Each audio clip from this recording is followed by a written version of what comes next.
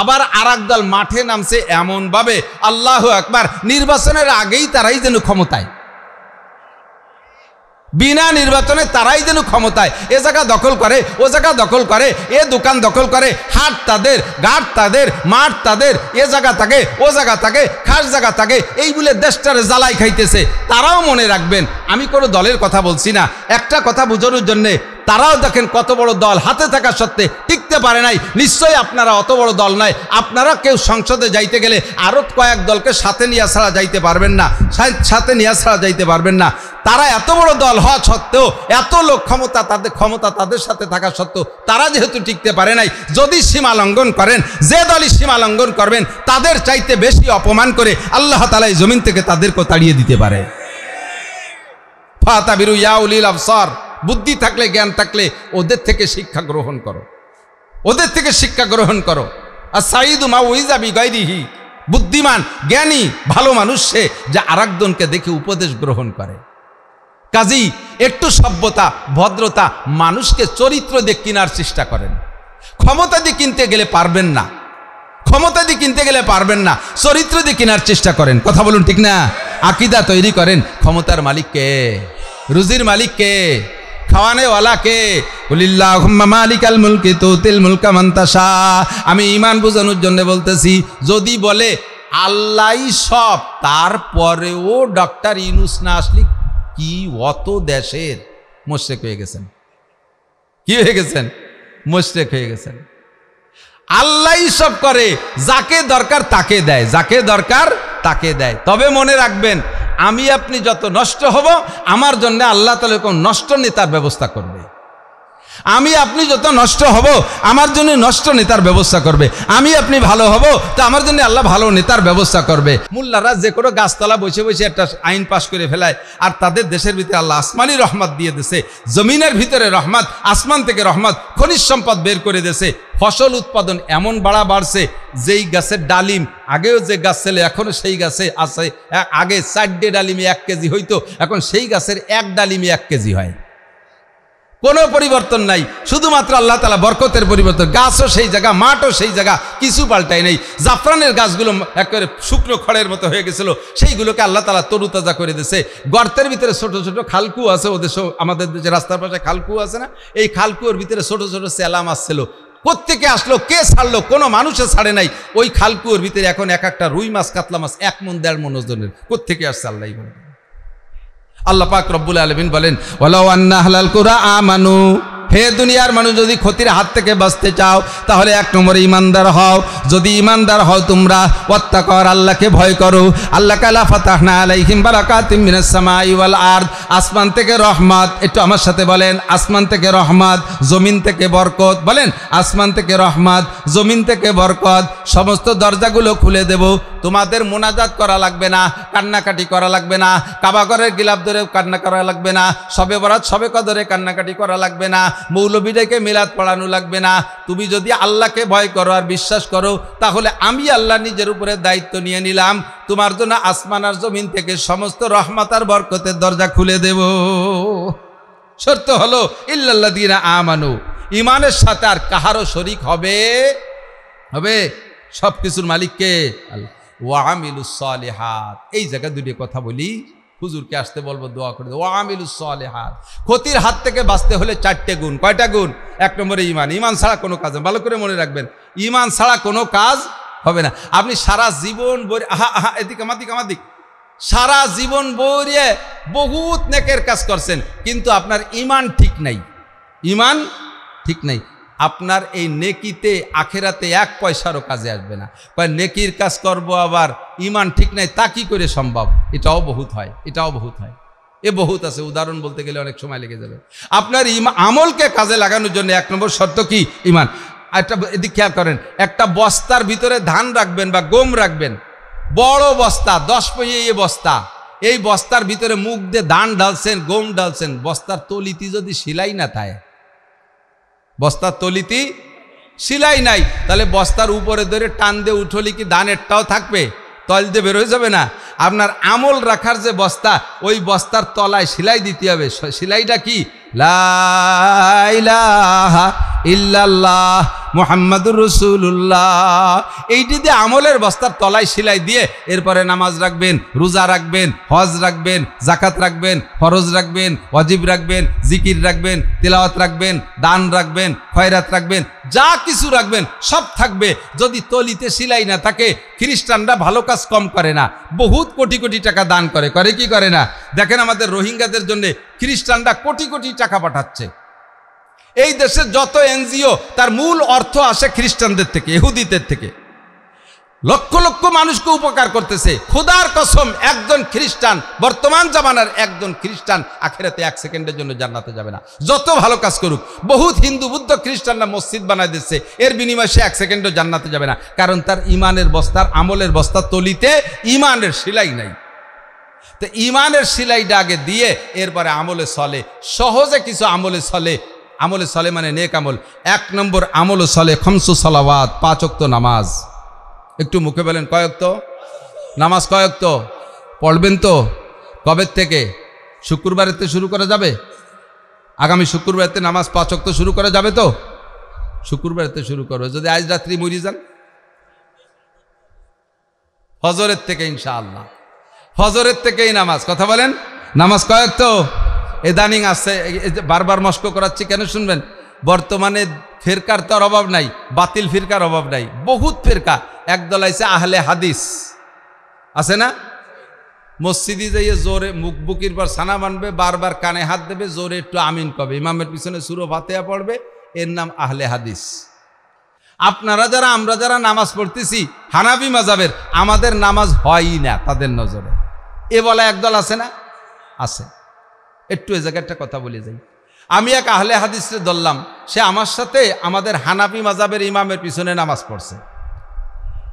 এ আগে হানাফি ছিল, আমাদের মতোই নামাজ পড়তো। কি দিয়ে কি রে, জাকির নায়কের বই পড়িয়ে আর আহলে হাদিসের ইউটিউবের ওয়াজ শুনিয়ে সে আহলে হাদিস হয়ে গেছে। এরপরে আমাদের নামাজ সে হয় না বলে ঘোষণা দিয়ে এবার সে আহলে হাদিস নামাজ পড়ে। এখন নামাজ পড়ছে আবার আমাদের ইমামের পিছনে। একটু বুঝেন, বুঝেন, খেয়াল করেন। নামাজ পড়ছে আমাদের ইমামের পিছনে। ওরে দললাম, বললাম যে তুই এই নামাজ পাল্টালি কে? কয় যে আপনাদের নামাজ হয় না, আপনারা যে নামাজ পড়েন এই নামাজ হয় না। আমিও যতদিন পড়ছি আগে তা হয় নাই, এই জন্য ওই নামাজ ছাড়িয়ে দিয়ে আমি এই নামাজ ধরছি। তাই আমি বললাম যে আমাদের নামাজ হয় না কি এখনো হয় না? বলে হ্যাঁ এখনো হয় না। তো যে ইমাম সাহেব নামাজ পড়ালো উনি তো হানাফি মাযহাবের, তো তুই দি তার পিছনে নামাজ পড়ি আসলি। তো যার নামাজ হয় নেই তার পিছনে তুই পড়লি, তাই তোর নামাজ হলো কি রে? কতক্ষণ এই তোর আগের নামাজ ভুল ছিল, তুই সঠিক নামাজ শিখলি, সেই সঠিক নামাজ শিখে আবার পড়লি কার পিছনে? যে ভুল পড়তেছে তার পিছনে। তা তুই তো এই পরিবর্তনের কি অর্থ হলো? একদল বেরোইছে না এরকম।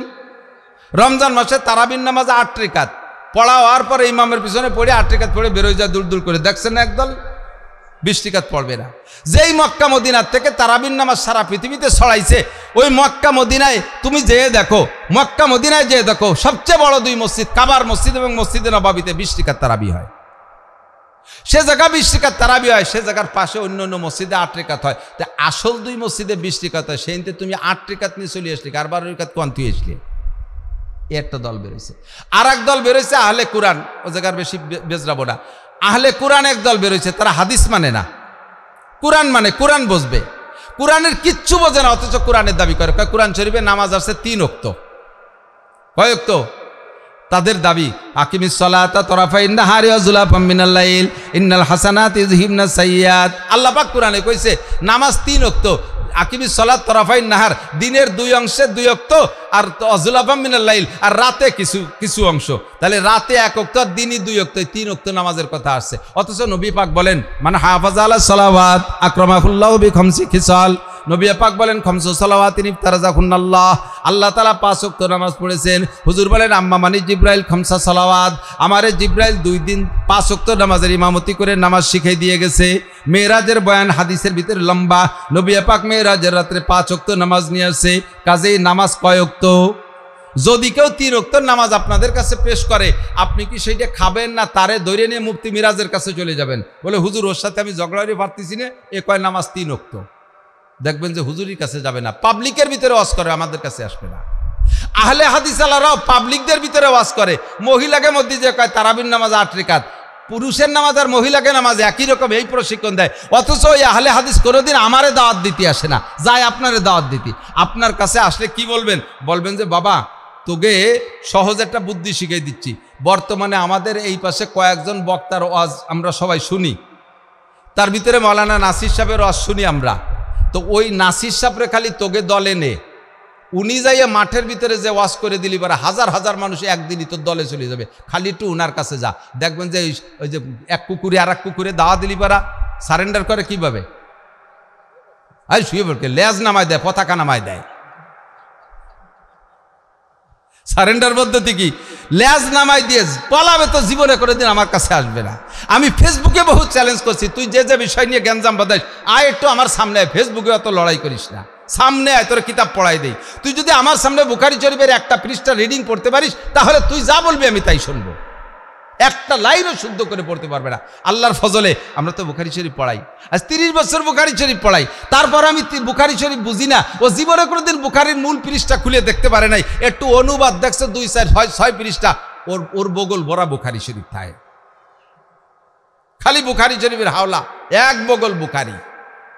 কয়খান আছে বগলে বুখারী? 60 খেন নিয়েছি।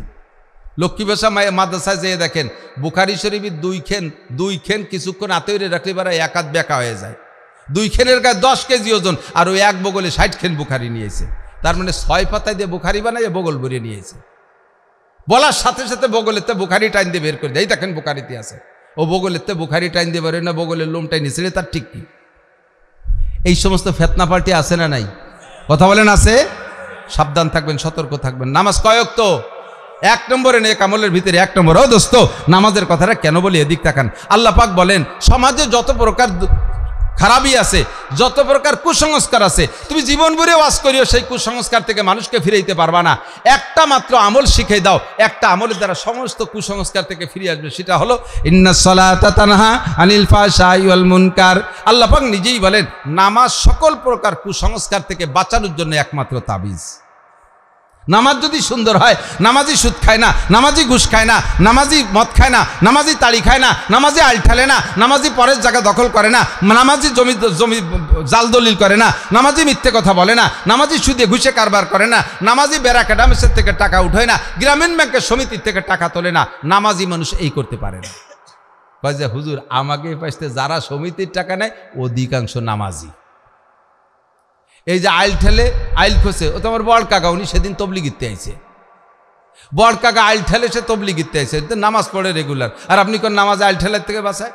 খুঁজে দেখেন চাচার নামাজ খান কি নামাজ, নামাজের হালাত কি? নামাজের মধ্যেও আইল ঠেলে, সে নামাজটাই আলির উপরে রাখে না, নামাজটাই নষ্ট করে ফেলে। তবলিগে 3 চিল্লা দেশে আজও সুরো ফাতিহা শুদ্ধ করে পড়তে পারে না, আছে না নাই?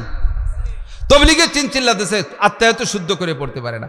যার সুরো কিরাত অশুদ্ধ তার নামাজই হয় না। ভালো করে মনে রাখবেন, নারী বলেন আর পুরুষ বলেন, নামাজ ভাঙ্গার কারণ 19টা। নামাজ ভাঙ্গার কারণ কয়টি?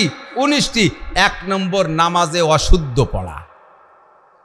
রাগ করেন না, আমি বিলকুল করে ছাড় দিয়ে কথা বলতে পারবো না। কিয়ামতে আমাকে আল্লাহ তাআলা জুতো পিটা করবে। তোমারে কি আমি দায়িত্ব দিয়েছি? তোমারে কি কন্ট্যাক্ট দিয়েছি যে সবাই নিয়ে ভেস্তে আসতে হবে? তোমারে দায়িত্ব দিয়েছি সত্য কথা বলতে, তুমি মিঠে মিঠে গা মাখা কথা কেন বলো? কি জন্যই বলেছ? আপনারাই মামলা করবেন আমার নামে যে আল্লাহ, নাসির সাহেবের বয়ান শুনতাম, উনি এত কঠিন কঠিন কথা বলতেন, কত কথা শুনছি, মানছি, আমল করছি, এই ব্যাপারটা যদি একটু টাইট করে বলতেন তাহলে তো আমরা ঠিক হয়ে যেতাম। উনি এই জায়গায় আমাকে ছাড় দিয়ে কথা বলছে বিদায় আমরা সেই জায়গায় শক্ত করে ধরি নেই, এই জন্য আমি ছাড় দিতে পারবো না।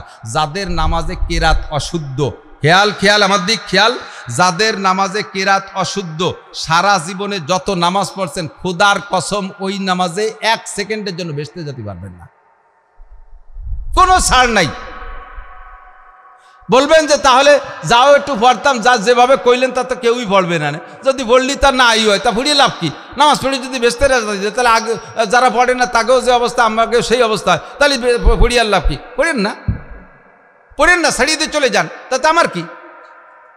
আমার কিছু আসে যায় না। ঠকবেন আপনি, আপনারই লস। সিদ্ধান্ত এভাবে নেন কেন?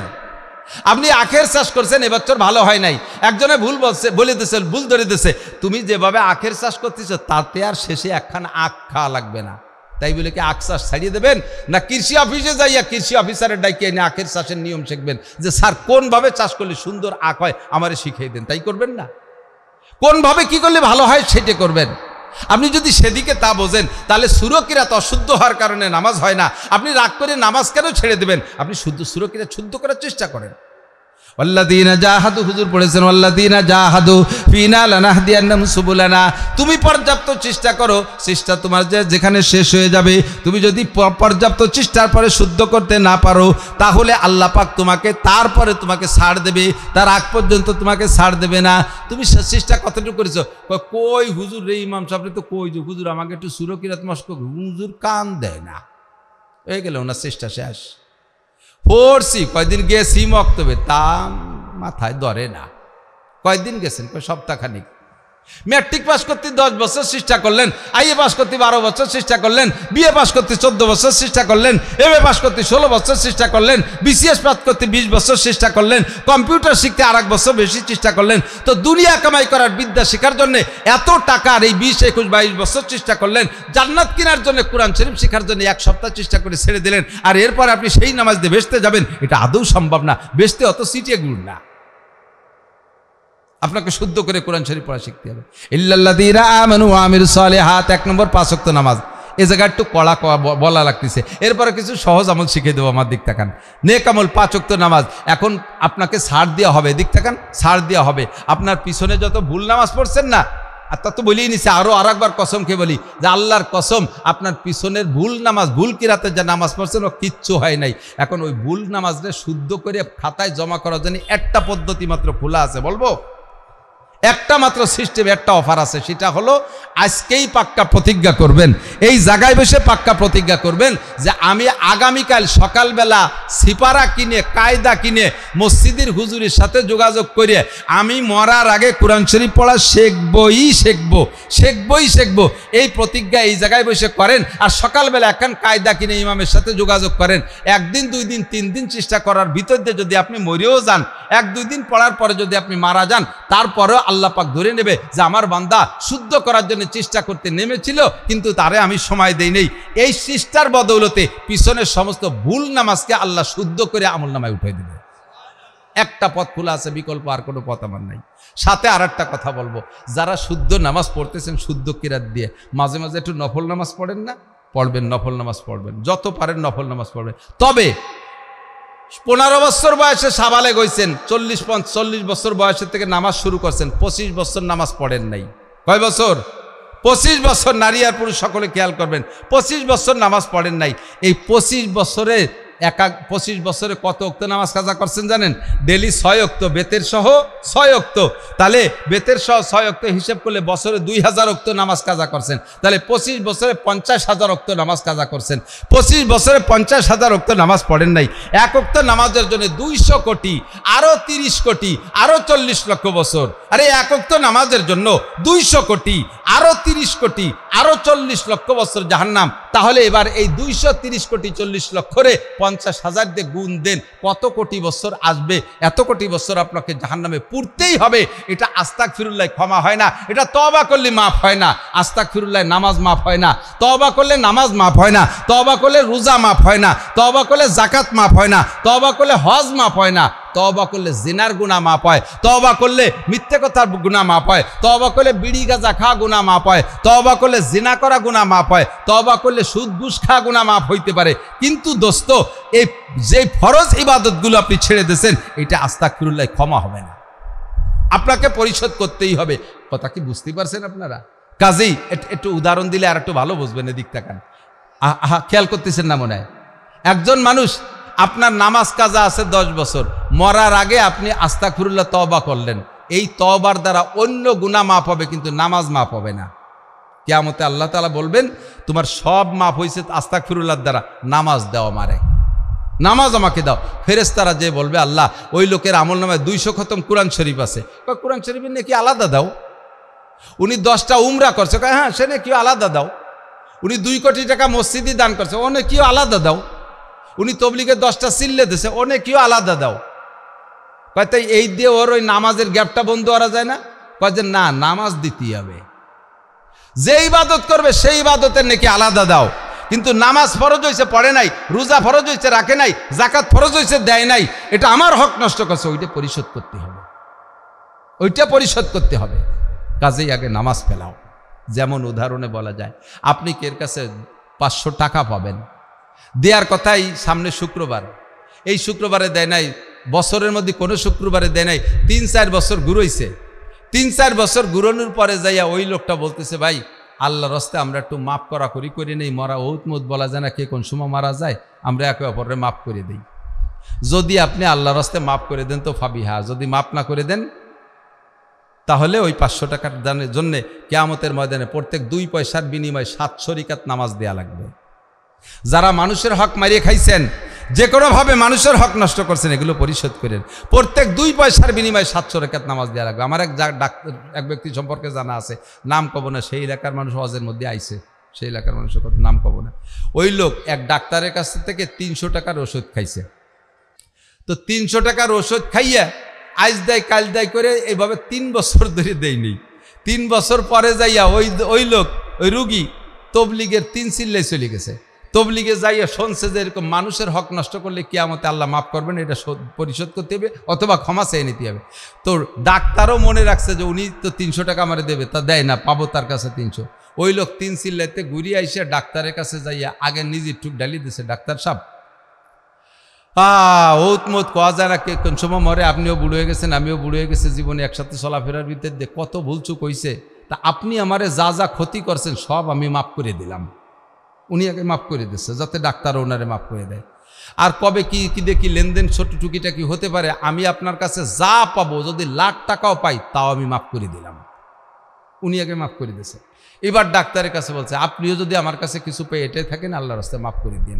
ডাক্তার কয় সব মাফ করে দিলাম, সে ওষুধের 300 টাকা ফেলাও, সব মাফ করে দিলাম, ওষুধের 300 টাকা ফেলাও আগে, তবলিগি কাজ হবে না। কয় তা মাফ সালাম কি, কয় মাফ সালি তা মাফ করলাম। আলো 3 বছর আগে দেওয়ার কথা ছিল, ওই 3 বছর দিস নেই, এতে যে ঘুরাইছিস না, এই মাফ সাথে সে গুল্লির গুনাহ মাফ করে দিস, কিন্তু টাকা ফেলা। আল্লাহ কয় 15 বছর বয়সে সাবালেগ হয়েছিস, ওই সময় নামাজ ফরজ হয়েছিল, পড়িস নেই, আমারে 25 বছর ঘুরাইছিস, আমারে 10 বছর ঘুরাইছিস, মাফ সাবি তওবা করলে এই গুল্লির গুনাহ মাফ করে দিলাম, কিন্তু নামাজ ফেলা, নামাজ শোধ করতে হবে। উমরি কাজা আদায় করবেন, নফল নামাজের অত দরকার নাই। খুদার কসম কিয়ামতের মাঠে কেউ রে আল্লাহ তাআলা তাহাজ্জুদ জিজ্ঞেস করবে না, তুমি তাহাজ্জুদ পড়ো নাই কেন, ইশরাক পড়ো নাই কেন, আবিন পড়ো নাই কেন, চাষ পড়ো নাই কেন, এইগুলো কেন পড়ো নাই, নফল রোজা কেন রাখো নাই, কোনো নফল ইবাদত জিজ্ঞেস করা হবে না, ফরজ ইবাদত জিজ্ঞেস করা হবে। কাজেই নামাজটা পরিশোধ করেন। আপনি নফল নামাজ না পড়েন, প্রত্যেক ওয়াক্ত মসজিদে যাদের জীবনে পিছনের সময় নামাজ কাজা আছে, প্রত্যেক ওয়াক্ত একটু টাইম আগে নিয়ে যাবেন, যে সুন্নত যদি আগের সুন্নত যদি থাকে, যেমন ফজরের সুন্নত আছে আগে, জোহরে আগে সুন্নত আছে, অন্য ওয়াক্ততে আগে সুন্নত নাই, একটু আগে যাবেন, সুন্নত আদায় করার পরে ফরজ নামাজ জামাতে দাঁড়ানোর আগে একা ওয়াক্ত নামাজ পরিশোধ করতে থাকেন। ফজরে যাবেন, ফজরের নামাজের আগে, সুন্নতের পরে হোক বা আগে হোক, নিয়ত করবেন আমার জীবনের প্রথম ফজরের ফরজ কাজা নামাজ পড়তেছি, শুধু ফরজ নামাজ, আল্লাহু আকবার, 2 রাকাত নামাজ পড়ে দিলেন, তাহলে এক ওয়াক্ত নামাজ 230 কোটি 40 লক্ষ বছরের থেকে বেঁচে গেলেন। জোহরে যাইয়া আবার 4 রাকাত নামাজ অতিরিক্ত পড়ে দেবেন ফরজ নামাজ, আসরে যাইয়া 4 রাকাত অতিরিক্ত উমরি কাজা, আল্লাহ আমার জীবনের প্রথম আসরের নামাজ, তারপরের আসর, তারপরের মাগরিব, তারপরের ঈশা, বেতের নামাজের কাজা করতে হবে, বেতের নামাজের কাজা পড়তে হবে, সুন্নতের কাজা নাই, তারপরের বেতের, তারপরের ফজর, তারপরের জোহর, এইভাবে তারপর করতে করতে প্রত্যেক ওয়াক্তে এক ওয়াক্ত নামাজ কাজা পরিশোধ করে দেন। যেদিন আপনার মনের থেকে তৃপ্তি হবে যে হ্যাঁ আজকে মনে হয় পরিশোধ হয়ে গেছে, মাঝে মাঝে একটু 2-4 ওয়াক্ত বেশিও পড়ে দেবেন। যেদিন মনে হবে যে আজকে পড়া হয়ে গেছে, হয়তো সেই দিন আল্লাহ তাআলা আপনার সমস্ত এই পিছনের কাজা নামাজকে পরিশোধ বলে গণ্য করে নেবেন। কাজেই আমার জিন্দেগির সবচেয়ে বড় নেক আমল হলো 5 ওয়াক্ত নামাজ পড়বো তো ইনশাআল্লাহ। আর একটা লাভের কথা একটু বলে দিই, খেয়াল করেন। নামাজ যদি একা পড়েন আপনার সুরকিরাত তো গলত, সেটা তো রয়েই গেল। যদি জামাতে পড়েন, একা পড়লে তো সুর গলতের কারণে হবে না। যদি বাঁচতে চাই, আমরা হানাফি মাযহাবের মাসালার পর আমল করি, ইমামের পিছনে নামাজ পড়লে মুসল্লিদের সূরা ফাতিহাও পড়া লাগে না, কোনো কিরাতও পড়া লাগে না। যেই কিরাত ভুলের কারণে নামাজ বাতিল হয়ে যায়, জামাতে নামাজ পড়লে সেই কিরাতের ভুলের বিপদ থেকে বেঁচে গেলাম, ইমামের কিরাতে আমার নামাজ হয়ে যাচ্ছে। কাজেই এখন থেকে নামাজ পড়বো জামাতে। পুরুষরা কোথায় নামাজ পড়বো? জামাতে পড়বো। লাভ কি? এক তো নামাজটা শুদ্ধ হলো, 2 নম্বরে এক ওয়াক্ত নামাজের জন্য আপনাকে 527 ওয়াক্ত নামাজের সওয়াব বেশি দেওয়া হবে। যদি আল্লাহ ইচ্ছা করেন যে এক ওয়াক্তের বিনিময়ে 527 ওয়াক্ত নামাজের সওয়াব বেশি দিয়েছে, এই 527 ওয়াক্ত নামাজের সওয়াব দিয়ে আপনার পিছনের যে কাজা হয়ে গেছে ওই কাজার গ্যাপগুলো বন্ধ করে দেবে, এটা আল্লাহ ইচ্ছা করলে দিতে পারে। কাজেই আমি এখন থেকে নামাজ পড়বো কোন জায়গায়? জামাতে নামাজ। মহিলারা জামাতে নামাজ পড়বে না, মহিলারা ফরজ নামাজও জামাতে পড়বে না, তারাবির নামাজও জামাতে পড়বে না, সালাতুত তাসবিহ জামাতে পড়বে না, মহিলাদের কোনো নামাজ জামাতে পড়া নাই। এলাকায় আর একটা কুপ্রথা জারি হয়েছে, রমজান মাসে একজন ইমাম নিয়ে, একটা তালবে আলিম ইমাম নিয়ে এলাকার মহিলারা একবারই যে তারাবির নামাজ জামাতে পড়ে। বিভিন্ন মসজিদেও মহিলাকে জন্য আলাদা ব্যবস্থা করেছে। এ আর একটা কুসংস্কার, আর একটা কুপ্রথা চালু করেছে, আর একটা খারাপ পদ্ধতি। এর ভিতরে ফিতনা আছে। মহিলাদের যেখানে ফরজ নামাজ জামাতে পড়তে যাইতে নিষেধ করা হলো, তারা তারাবির নামাজ পড়ার এত স্বাদ কোত্থেকে আসে? মহিলাদের তারাবির নামাজও জামাতে পড়ালে, ঈদের নামাজ নাই, তাদের জানাজার নামাজ নাই, জুমার নামাজ পড়বে না মহিলারা।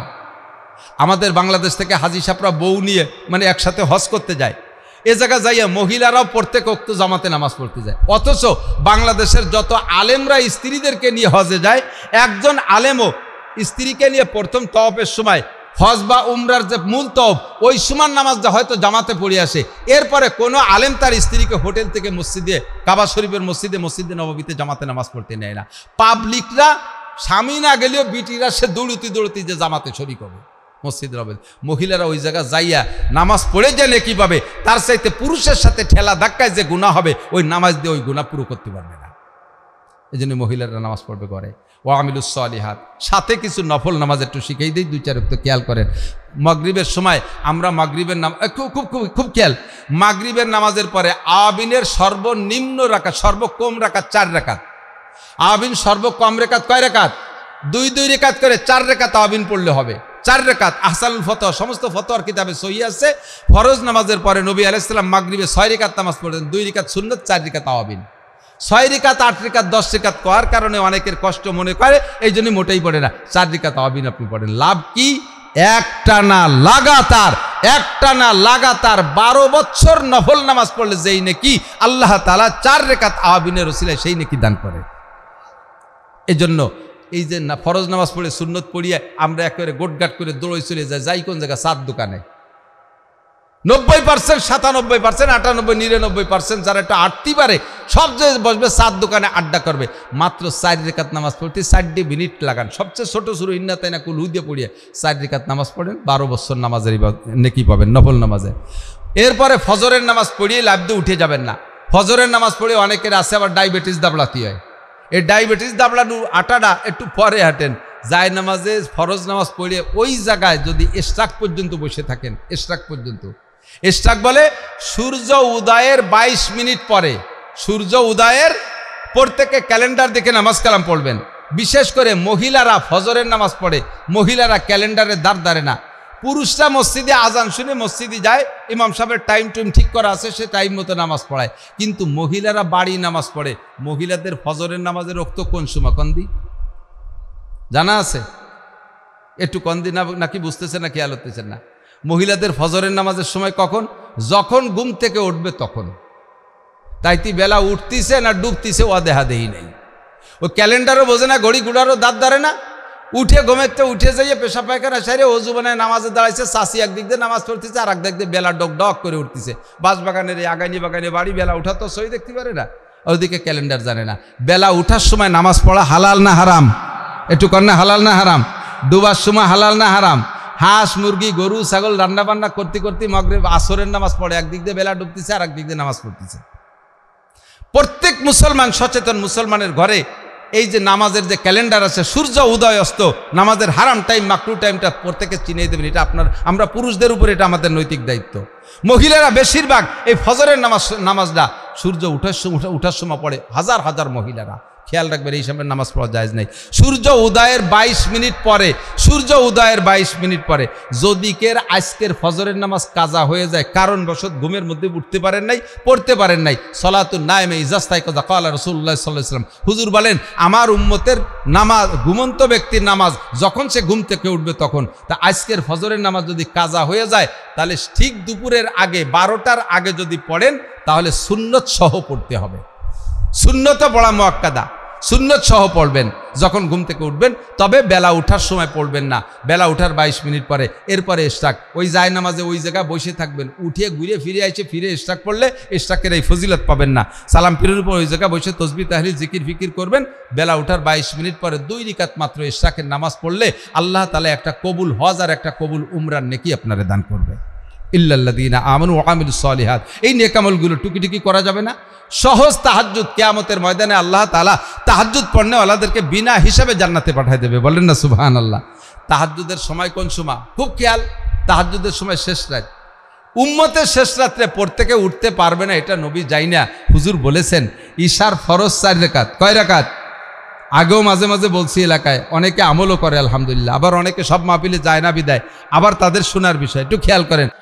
তারপরে 2 রাকাত সুন্নাত, এরপরে 3 রাকাত বেতের না, ফরজ 4 রাকাত, সুন্নাত 2 রাকাত। এই 6 রাকাতের পরে বেতেরের আগে পারলে 12 রাকাত, না পারলে 10 রাকাত, না হয় 8 রাকাত, না পারেন 6 রাকাত, না পারেন 4 রাকাত, কমপক্ষে 2 রাকাত নামাজ তাহাজ্জুদের নিয়তে পড়া এরপরে বেতের পড়ে আপনি শুয়ে থাকবেন, নিয়ত রাখবেন শেষ রাত্রে উঠতে পারলে আবারও তাহাজ্জুদ পড়বো, উঠতে পারলে আবারও পড়বেন, দোষ নাই। বেতের নামাজের পরেও তাহাজ্জুদের নামাজ পড়ার অনুমতি আছে। যদি আপনি কোনোদিনও আর উঠতে না পারেন শেষ রাত্রে, আর রেগুলার এই ঈশার ফরজ আর সুন্নতের পরে বেতেরের আগে 2 রাকাত তাহাজ্জুদের নিয়তে পড়েন, এইভাবে জীবন ভরে পড়ছেন, আল্লাহর কসম কিয়ামতের ময়দানে শেষ রাত্রে রেগুলার তাহাজ্জুদ পড়নেওয়ালারাও যেভাবে জান্নাতে যাবে, তাহাজ্জুদের ফজিলত নিয়ে আপনিও সেভাবে যেতে পারবেন। সহজ হয়েছে কিনা?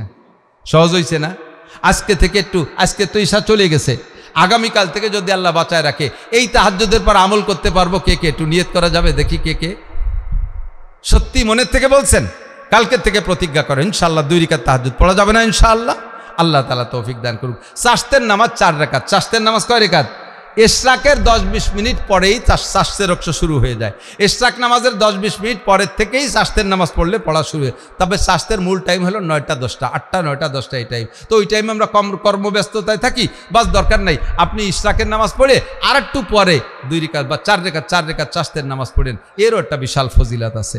আল্লাহ তাআলা আমাদের সবাইকে তৌফিক দান করুক। এ হলো দৈনন্দিন আমল। 5 ওয়াক্ত নামাজ পড়তে সময় যে ওযু করবেন না, ওযুর সময় পকেটে একটু মেসওয়াক রাখবেন, পকেটে মেসওয়াক রাখবেন, পকেটে একটা মেসওয়াক রাখবেন, একটা মেসওয়াক রাখবেন। লাভ কি? দুনিয়াবি লাভ অনেক আছে, সেটা আমি বলবো না।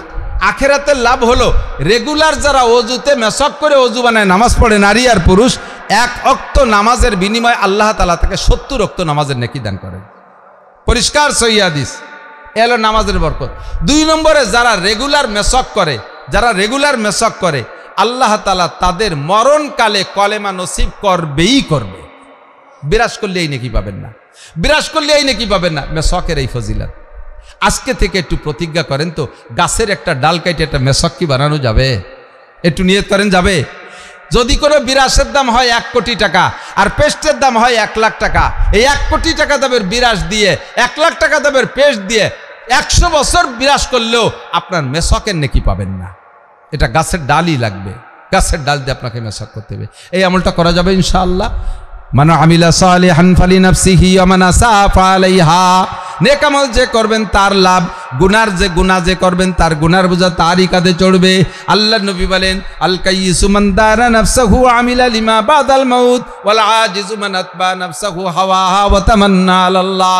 চালাক আর জ্ঞানী, হুঁশিয়ার আর বুদ্ধিমান, চালাক আর জ্ঞানী, হুঁশিয়ার আর বুদ্ধিমান ওই ব্যক্তি, মান দারা নাফসাহু, যে নিজেকে নিজে দিনদার বানায়, নিজে আমলের জন্য প্রস্তুতি নেয়, ওয়া আমিলা লিমা বাদাল মাউত, পরকালের জন্য আমল করে প্রস্তুতি নেয়, ওই লোকটা অরিজিনাল চালাক। ওয়াল আজিজু মান আতবা নাফসাহু হাওয়াহা, আর কমবক্ত পোড়া কপালে হতভাগ্য দুর্ভাগ্য বদনসিব ওই ব্যক্তি, মান আতবা নাফসাহু হাওয়াহা, মনে যা চাই তাই করে, ওয়া তামান্না আলাল্লাহ, আর মাঝে মাঝে একটু মিলাদ দিয়ে বেচতে আশা করে বসে থাকে।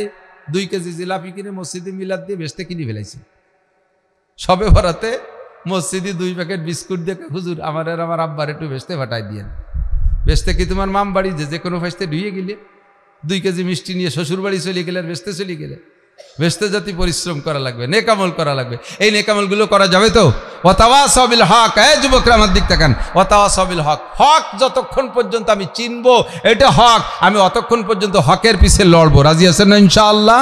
ওয়াতাওয়াসাউ বিস সাবর। আর নিয়ম আছে, হক আল হক মুররুন, হক কথাটা একটু তিক্ত হয়, হক কথা একটু কষ্ট লাগে। আপনি যখন হক কাজ করবেন আর হক কথা বলবেন, দেখবেন বিরোধী একটা দল দাঁড়ায় গেছে, আপনার পর নির্যাতন করবে, এই সময় আপনি ধৈর্য ধারণ করবেন। ওয়াতাওয়াসাউ বিস-সাবর, বিপদে আপদে সর্ব অবস্থায় ধৈর্য ধারণ করব।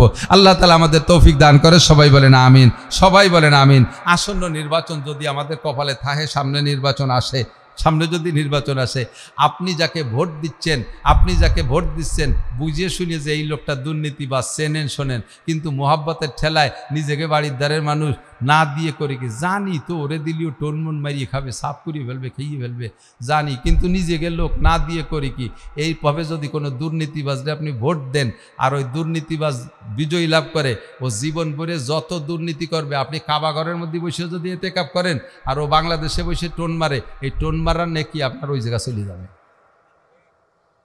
আপনি ওরে ভোট দিতেও মরিয়ে যান, কবরে বসেই পাইতে থাকবেন, নাকি নাকি নাকি যা পাওয়ার তাই পাতে থাকবেন। বিবেচনা করে সুযোগ আসছে, স্বাভাবিক যদি নির্বাচন হয়, স্বাভাবিক যদি নির্বাচন হয়, এই নির্বাচনের সঠিক সিদ্ধান্ত আমি বলি না হুজুরকে ভোট দেবেন, আমি বলতেছি না কোনো হুজুরে কোনো, কারণ হুজুরকে ভিতরে 3-4 দলে মার্কা নিয়ে আসতে পারে। বুঝে শুনে আমানতদার, ন্যায় নিষ্ঠাবান, নামাজি, দিনদার, আল্লাহওয়ালা মানুষ, আরে ভাই আল্লাহওয়ালা মানুষ যদি নেতা হয় তাহলে লাভ কি? একটু একটা দুটো কথা বলি। এই সপ্তাহখানিক আগে আমাদের গোপালগঞ্জের ডিসি সাহেব, আপনাদের যশোরেরই সন্তান, কামরুজ্জামান সাহেব, এত বড় দাড়িওয়ালা, একটা দাড়িও পাকে নাই, যুবক মানুষ, আমাদের সাথে মিনিমাম 10 বছরের বয়স কম হবে। উনি আমাদের গোপালগঞ্জের 10 জন হুজুরে দাওয়াত দিয়েছে, বাসা ওনার নজরে বাসা যারা, তাদের 10 জনের দাওয়াত দিয়েছে। আমি একটু বাক পাইছি সেই দাওয়াতে। এসপি সাহেব, ডিসি সাহেবের বাসায় দাওয়াত, দায়রা জজ সাহেবের বাড়ি সাতক্ষীরা, এসপি সাহেবের বাড়ি ঝিনাইদহ, আর চিফ জুডিশিয়াল ম্যাজিস্ট্রেট ওনার বাড়িও ঝিনাইদহ, আর ডিসি সাহেবের বাড়ি যশোর। এই 4 জন আপনাদের যশোরে। এই ডিসি সাহেবের বাসায় দাওয়াত দিয়েছে। 3-3.5 ঘন্টা আমাদের হুজুরদেরকে নিয়ে গল্প। উনি কি করছে, অনেক মসজিদ করছে এবং অনেক মসজিদের প্ল্যান গোপালগঞ্জে এই কয়দিনে এসে, 1 বছরের ভিতরে কতগুলো মাদ্রাসা আছে সবগুলোর হিসাব আছে। মাঝে মাঝে উনি দূরে দূরে নিজের গাড়িতে যাইয়া ওই মকসেদপুর ননিখির, মকসেদপুর মহারাজপুর মাদ্রাসায় গিয়ে ফজরের নামাজ পড়ছে। আমার সুলতান সেই মাদ্রাসায় আছে 10 কিলোমিটার এসে ফজরের নামাজ পড়ছে। মকসেদপুর 40 কিলোমিটার যাইয়ে ফজরের নামাজ পড়ছে। গহরডাঙ্গা মাদ্রাসায় যে ফজরের নামাজ, ভবানীপুর মাদ্রাসায় যে, কুটালিপাড়া যে ফজরের নামাজ পড়ছে, কাশি নিয়েছে বাটিপাড়ার মোড়ে এসে ফজরের নামাজ পড়ছে এক মাদ্রাসা। যে লোকটা এত দূর যাইয়ে ফজরের নামাজ পড়ে, ওই লোকটা নিশ্চয়ই তাহাজ্জুদ পড়িয়ে বেরোইছে। কেউরে বলে না, আগের থেকে কেউরে বলে না, দূরে গাড়ি রেখে ভিতরে যে নামাজ পড়িয়ে এরপরে সকলের সাথে সালাম কালাম করে, তাও বলে না আমি ডিসি। এরপরে যখন গাড়িতে ওঠে পতাকা দেখে অনেকে বোঝে যে ডিসি ছাড়াইছিল। আমাদের 10 জনের দাওয়াত দিয়েছে, রাতের বেলা অনেক গল্প স্বল্প, এবং গোপালগঞ্জে কিভাবে ধর্মীয় কাজের অগ্রগতি করা যায় এই প্ল্যান প্রোগ্রাম করিয়ে রাতের খানার ব্যবস্থা করছে। ডিসি সাহেবের বাসায় আল্লাহু আকবার ডাইনিং টেবিলে খাওয়াই নেই। এসপি সাহেব, জজ সাহেব, চিফ জুডিশিয়াল ম্যাজিস্ট্রেট, 4 জন গোপালগঞ্জের শ্রেষ্ঠ অফিসার। তো এই 4 জন, এই 4 জনই শ্রেষ্ঠ অফিসার। এই 4 জন আর আমরা 10 জন হুজুর আমাদের দস্তারখান বিছে খানা দিছে। এই দস্তারখান কৃত্রিম দস্তারখান না যে পলিথিন কিনে টানায় দিছে আর এরপর ভাত খাও, প্রত্যেকের জন্য আলাদা আলাদা দস্তারখান। স্যার বললেন আমার এই অফিসে, আমার বাসায় রেগুলার দস্তারখানে খানা হয়, এবং যত বড় অফিসার আসুক না কেন আমি তাকে দস্তারখানে খানা খাওয়াই, তবলিগে 3 চিল্লে দেওয়ার সাথী। কোনো মাদ্রাসাওয়ালারা যাইয়ে তার হাত থেকে, তার কাছ থেকে খালি হাতে ফিরে আসে না। কোনো মসজিদওয়ালারা যায় তার কাছ থেকে খালি হাতে ফিরে আসে না। সরকারি মাল যতটা দেওয়া সম্ভব, যতদূর সম্ভব সহযোগিতা করে। এরকম যদি হয় 64 জন ডিসি, বাংলাদেশের 64টা জেলার ডিসি যদি এরকম হয়, তাহলে আমার বিশ্বাস এলাকার মানুষ আরও বেশি নামাজি হতে বাধ্য হবে, মানুষ দুর্নীতি থেকে বাঁচতে বাধ্য হবে। ঠিক কি ঠিক না? সহজ হবে। এই জন্য দোয়া করি, এভাবে যদি আমাদের 300 এমপি যদি নামাজি হয়, 300 এমপি যদি আলেম হয়, 300 এমপি যদি তাহাজ্জুদ পড়নেওয়ালা হয়, 300 এমপি যদি তবলিগওয়ালা হয়, 300 এমপি যদি দাড়ি টুপিওয়ালা হয়, 300 এমপি যদি মুহাদ্দিস হয়, 300 এমপি যদি তাদের থানার যদি কেন্দ্রীয় মসজিদে, মডেল মসজিদে ইমামতি করার যোগ্য হয়, তাহলে আমার বিশ্বাস এই দেশে কোনো দুর্নীতি থাকবে না, সুদ থাকবে না, ঘুষ থাকবে না, জিনা থাকবে না, বেপরদা থাকবে না, জুলুম অত্যাচার থাকবে না, অন্যায় অবিচার থাকবে না। আসমান থেকে রহমত নাজিল হতে বাধ্য হবে। ঠিক কিনা? সুযোগ আসছে যেহেতু সিদ্ধান্তটা একটু দেখে শুনে নিয়েন, আর বলার কিছু নেই। এই মাদ্রাসাটা আমার সাইদ, আবু সাইদ ও থাকে আবার গোপালগঞ্জ, গোপীনাথপুর, ওখানে মসজিদে ইমামতি করে, পাশে মাদ্রাসায় পড়ায়, বাড়ি আবার মহিলা মাদ্রাসা করছে, মেয়েদের লেখাপড়া সুন্দর, ভালো লেখাপড়া। আমি খবর নিছি। আপনারা এই দেশের সন্তান যদি নেককার বানাইতে চান, খেয়াল করতেছেন সবাই, সন্তান যদি নেককার বানাইতে চান, তাহলে আমার মতো হাজারো মৌলবীদে মাঠে বসাই ওয়াজ করিয়ে সোজা করা সম্ভব না। এই যে দেন আপনাকে এলাকার চোখের সামনে মেহগুনি গাছে, গাছগুলো কি সুন্দর সোজা সোজা না? এ সোজা লাগাইছে, সোজা হয়ে গেছে সোজা। যদি কোনো গাছ লাগানোর সময় বেহা হইলে লাগানো হয়, ওই অবস্থায় যদি 30 বছর পরে এইরকম মোটা হইয়ে বেহা হইয়ে মোটা হয়, তাহলে ওরে কি আমরা বরিয়ে গ্রামের, এই গ্রামের কোন গ্রাম নাম কি, নোয়াক গ্রামের সব গ্রামবাসী ঠেলিয়ে কি একটা 30 বছরের মেহগুনি গাছে সোজা হতে পারবো? তা যেমন সম্ভব না যে ছেলেটা ওইরকম বেপর্দা, ফাহেশ, বেনামাজি, গান পছন্দি, মোবাইল ভক্ত, মায়ের পেটে জন্ম নেয়, সে বাচ্চাটা ওরকম বেহা হইয়ে জন্ম নেয়, ওরে 30 বছর পরে আইসিয়া আমার মতো হাজারো মৌলবী বাইটে খালি ওর সোজা হওয়া সম্ভব না। কাজেই লাগবে হলো মাটা হইতে হবে সুন্দর, লাগানোর সময় চারাটা সোজা করে লাগাতে হবে, আর জমিনটাও ভালো হতে হবে। নুনা জমিনে চাষ দিয়ে লাভ নাই, ভালো জমিন। তো নেককার মা হইলে নেককার সন্তানের আশা করা যায়, নেককার মা হইলে নেককার সন্তানের আশা করা যায়। আমার মা নেককার, আমি শতভাগ বিশ্বাসী। আমার মা সতী মা, আমি এ ব্যাপারে শতভাগ বিশ্বাসী। আল্লাহর রহমতে আমার মায়ের চোখের পানিতে আলহামদুলিল্লাহ আমরা 4 ভাই হাফেজ মৌলানা, আমার সন্তানরা সবাই হাফেজ হয়ে গেছে আলহামদুলিল্লাহ, আমার ভাইয়ের বিটারা সবাই হাফেজ হয়ে গেছে, আমার ভাগ্নি অনেক হাফেজ আলেম হয়ে গেছে। সবই আমি মনে করি আমার আব্বা মার বরকত। আমি আমার মায়ের কোলের ভিতরে থেকে সূরা ফাতিহা থেকে সূরা 3 পর্যন্ত মুখস্থ করেছি। সে সময় আমি আরবি অক্ষরও লেখাপড়া জানি না। আমি আত্মায়াতু দোয়া, কোনো দোয়া মাসরা সব আমার মায়ের কোলের মধ্যে থেকে শিখছি, আর যেভাবে শিখছি সেভাবে এখনও শুদ্ধ করে পড়ি। আমার মায়ের কোরআন শরীফ পড়া শুদ্ধ, 100 বছর বয়স হয়ে গেছে, এখনও বেঁচে আছে। আমার বিশ্বাস নেককার মায়ের সন্তান, আমার মা নেককার বিদায় আমি আজকে এই পর্যায়ে আসতে পারছি। আপনি একটা নেককার মা তৈরি করেন। স্কুল, কলেজ, ইউনিভার্সিটিতে কোনো জায়গায় নেককার মা তৈরি হয় না। ও জায়গায় নারীত্বের কোনো শিক্ষাই নাই, বরঞ্চ নারীদেরকে পুরুষত্বের শিক্ষা দেয়। সিগারেট খায় পুরুষই, কলেজের মাইয়েরাও সিগারেট খায়, খায় কি খায় না? বিশ্ববিদ্যালয়ের মাইয়েরা সিগারেট খায় কি খায় না? হাজারো খায়। ছেলেরা জিন্সের প্যান্ট পরে, মাইয়েরা জিন্সের প্যান্ট পরে। ছেলেরা বাবরি চুল রাখে, মেয়েরা বব কাটিং চুল রাখে। ছেলেরাও মেয়েরাও হাতে ছুরি লাগায়, ওরাও হাতে ছুরি লাগায়। ওরাও কানে কিছু নাই, পুরুষেরও কানে কিছু নাই। সেম ওরাও শার্ট পরে, এরাও শার্ট পরে, একইভাবে চলাফেরা। আল্লাহু আকবার। এই দায়ুস পয়দা হচ্ছে নানান জায়গায়। যদি আদর্শ মা আর আদর্শ সন্তান পাইতে চান, তাহলে একমাত্র কোরআনের শিক্ষা ছাড়া আদর্শ মা গড়ার আর কোনো কারখানা নাই। আল্লাহর রহমতে মাওলানা আবু সাইদ আপনাদেরই সন্তান সুন্দর একটা মাদ্রাসা করেছে। যে সকল মেয়েরা এখানে পড়ছে, দেখেন ছোট্ট ছোট মেয়েরা, এতটুকু মেয়েরা বোরকা পরে যাতায়াত করে, দেখছেন না? বলেন তো কেমন লাগে? আপনার একটু মনের থেকে কোন তো কেমন লাগে? ভালো লাগে কি লাগে না? ছোট্ট মেয়েদের সবচেয়ে উত্তম পোশাক হলো বোরকা। বোরকা পরলে যত ভালো লাগে আর কোনো পোশাক পরলে অত ভালো লাগে না, ঠিক কি না? আদর্শ বোরকা শিখায়, কোরআন শুদ্ধ করে পড়া শিখায়। মেয়েদের নামাজ আগে হইতো না, এদানি মহিলা মাদ্রাসার ওসিলায় হাজারো মেয়েরা কোরআন শরীফ শুদ্ধ করে পড়া শিখতেছে। মহিলারা মুহাদ্দিস হয়ে যাচ্ছে, মহিলারা হাফেজা হয়ে যাচ্ছে এখানের ওসিলায়। কাজে এই প্রতিষ্ঠানটাকে জিন্দা করা একান্ত দরকার। আমাদের সকলের সহযোগিতা থাকতে হবে। আল্লাহ পাক বলেন, ওয়া তাআওয়ানু আলাল বিররি ওয়াত তাকওয়া ওয়া লা তাআওয়ানু আলাল ইসমি ওয়াল উদওয়ান। গুনার কাজে একে অপরকে সাহায্য সহযোগিতা করো না, নেকের কাজে একে অপরকে সাহায্য করো। দিন শিখার জন্য পুরুষরা যাবেন দাওয়াত ও তবলিগে, হক্কানি কোনো সহি পীর পাইলে তার কাছে যোগাযোগ রাখবেন, বায়াত রাখবেন। আর নিজের সন্তানকে তৈরি করার জন্য, মেয়ে সন্তানদেরকে গড়ার জন্য এই মহিলা মাদ্রাসা, এর সাথে আমরা সহযোগিতার হাত বাড়াবো। রাজি আছেন তো ইনশাআল্লাহ? মেয়েদের পরিবেশ বেশি সুন্দর লাগে। পুরুষরা গাছতলা বাসতলা যে কোনো জায়গায় বসে পড়তে পারে, মেয়েরা কি তা পারে নাকি? মেয়েরা তা পারে না। পুরুষদেরকে ছাড়িয়ে দিলে বাগানেতে বাঁশ কাটিয়ে নিয়ে আসতে পারে সবার জন্য, মেয়েদেরকে কি বাগানে বাঁশ কাটতে পাঠানো সম্ভব? হ্যাঁ, বাগানে কত দো পাইয়ে গাঁজা খা শিয়াল রয়েছে না, সে নিজে অ্যাক্সিডেন্ট হয়ে যাবে না? কাজে ওকে এইগুলোর জন্য পাঠানো যাবে না। মৌলানার পা সুতো থাকে না, আমিও মহিলা মাদ্রাসা করে জানি। আর এত বড় বেকায়দা, আল্লাহু আকবার। 10টা পুরুষ মাদ্রাসা পরিচালনা করা যত কঠিন, একটা মহিলা মাদ্রাসা পরিচালনা করা তার চেয়ে কঠিন। মাদ্রাসার ছেলেদেরকে বলছি, যার যার জুতো সেই বরাবর সুন্দর করে লাগবে। একদিন বলে দিয়েছি বছরের শুরুতে, প্রত্যেক 2খান জুতো এক জায়গায় সুন্দর করে খুলিয়ে ঘরে ঢুকতেছে, আবার যার যার জুতো পাইতে বেরোচ্ছে। ডুয়ে দেন মহিলা মাদ্রাসার, আবাসিক মহিলা মাদ্রাসায় একটা মাইও নিজের 2খান স্যান্ডেল পাই দেবে না, এর একখান ওর একখান। আর যে কি পরিমাণ স্যান্ডেল আড়ায় তা তোর কুই সারার কায়দা নাই। নিজের পায়জামা আর একজনের জামা, আর একজনের উন্না, আর খেতা তো ছড়াই বড়াই গেছে, যে জিহা নাতে পায় তাই গাই দেয়। এগে গুছাই গাছাইয়া মানুষ করা। প্রত্যেক নবীকে দিয়ে আল্লাহ তাআলা ছাগল চড়াইছে।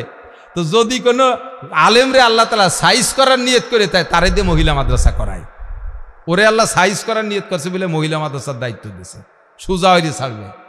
এখন আমরা এই মাগুলো গড়ার ব্যাপারে প্রত্যেকে একটু সাহায্য সহযোগিতা করতে রাজি আছি কিনা কথা বলেন। মাদ্রাসাটা যা হয়েছে, মেয়েরা যেভাবে গড়তেছে, আপনারা সন্তুষ্ট আছেন না?